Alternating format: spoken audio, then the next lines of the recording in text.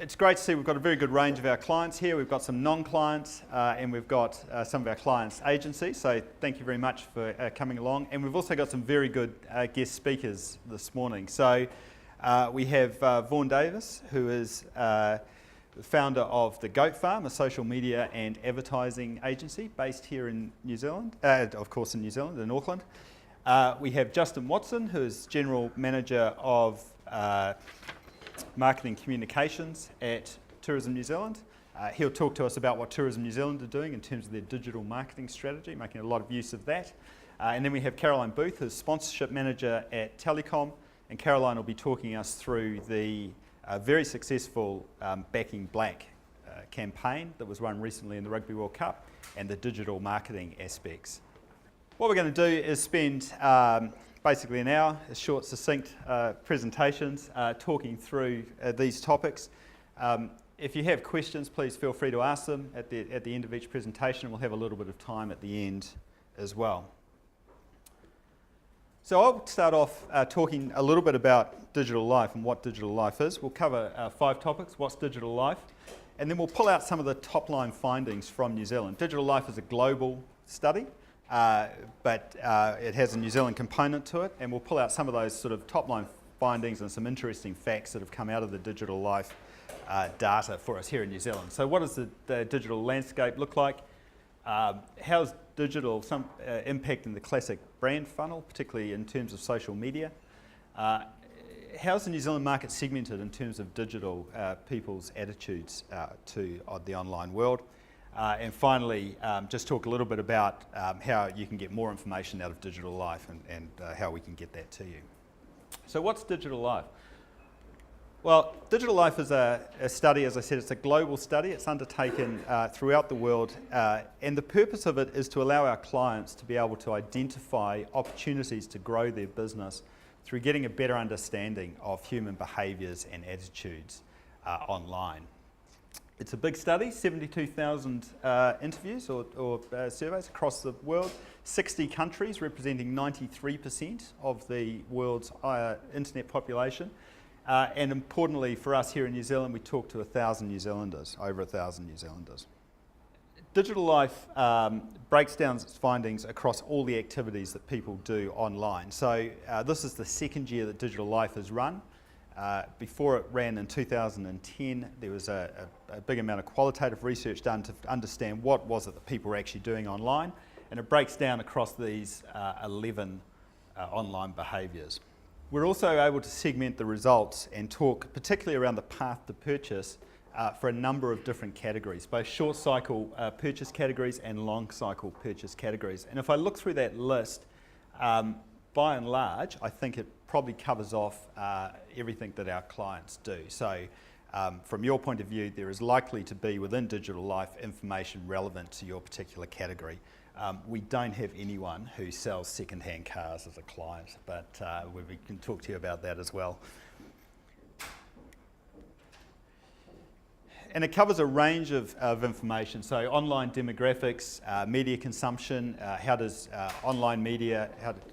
consumption of online media vary from consumption of offline media, internet usage occasions, when's it being used, what times of the day, what are people doing when they are engaged online, a particular section about e-commerce, so online selling essentially, the consumer journey, so the whole path to purchase and post-purchase, and attitudes and behaviour drivers.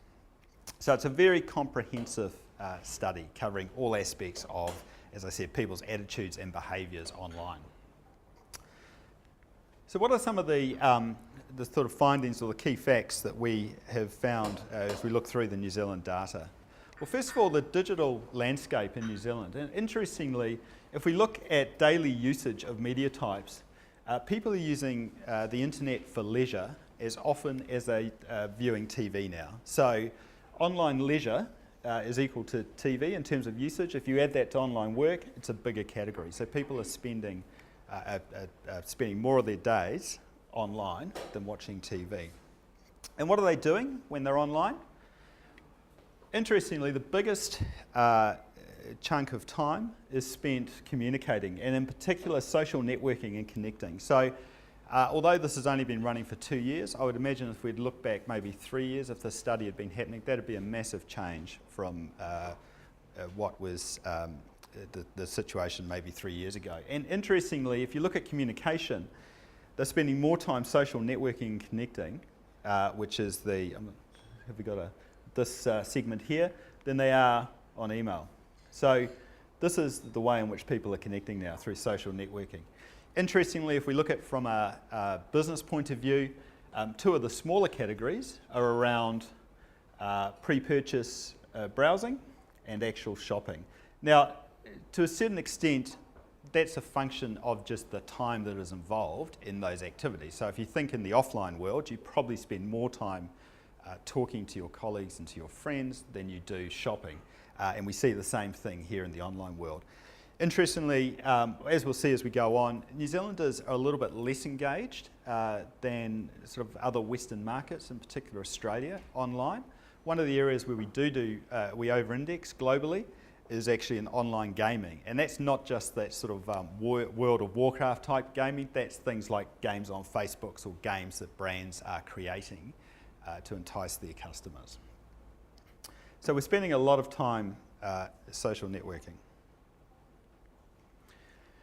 If we look at another difference between New Zealand and the rest of the Western world in particular, is how we access the internet. So, as you'd expect, almost all New Zealanders access the internet through their PC, but if you look at the use of other devices to access the internet, you can see we're actually lagging behind both a global average and also Australia. So if we look at mobile, for example, the global average, 36% of users have used a mobile to access the internet in the last 4 weeks.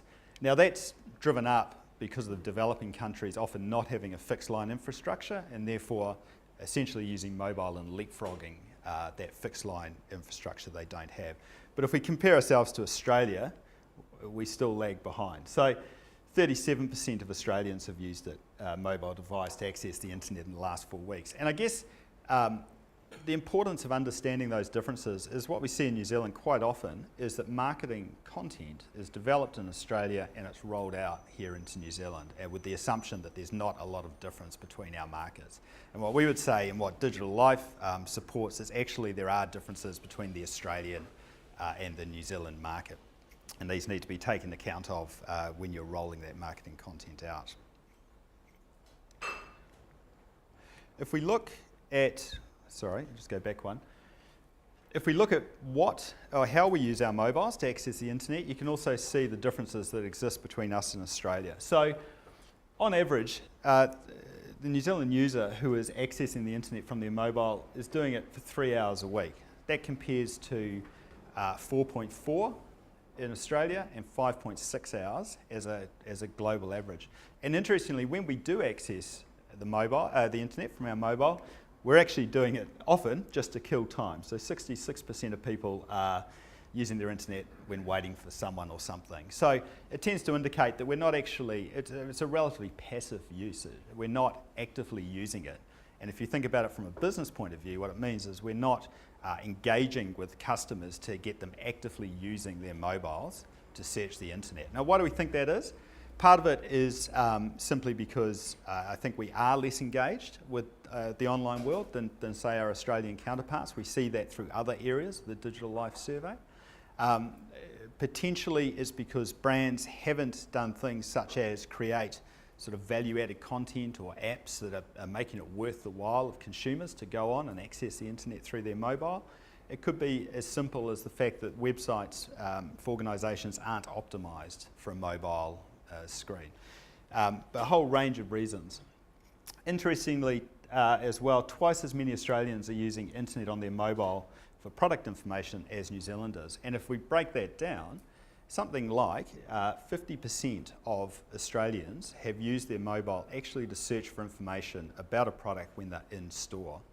That compares to just 25% of New Zealanders. So once again, if we think in terms of that path to purchase, the usage of mobile as a way to get information, potentially shorten that pre-purchase cycle and get information to customers, but New Zealanders aren't doing it anywhere near to the same extent that Australians are doing that.